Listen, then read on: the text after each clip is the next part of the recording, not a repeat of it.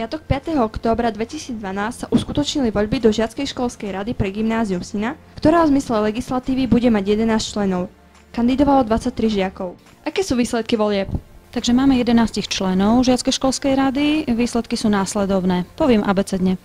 Bakajsa Pavel z 1. A, Biľo Martin zo 7. septimy, Dudová Denisa z 3. B, Kačúr Richard z 2. B, Lata Michal zo 4. C, Matiková Karin z 2. A, Mochnaľová Daniela zo 7. septimy, Pročko Vladislav 3. A, Rusnak Martin zo 6. sexty, Sentelik Stanislav 3. C a Staroščáková Natália z 5. kvinty. Takže srdečne blahoželám. Spýtali sme sa pár žiakov, podľa čoho hlasovali. Kružkoval som iba tých, ktorých som si myslel, že by mne osobne mohli pomôcť v tej rade. No, ja som ani tak veľmi nepoznala, ale väčšinou som volila aj tých, ktorí boli aj minulý rok, pár ich tam bolo. Preto, aby boli zorní reprezentanti našej školy. Jedna z kandidátok nám odhalila svoje nápady. Medzi moje hlavné a top nápady patrí napríklad školská hudobná kapela, či noc v škole, BMX show a podobne.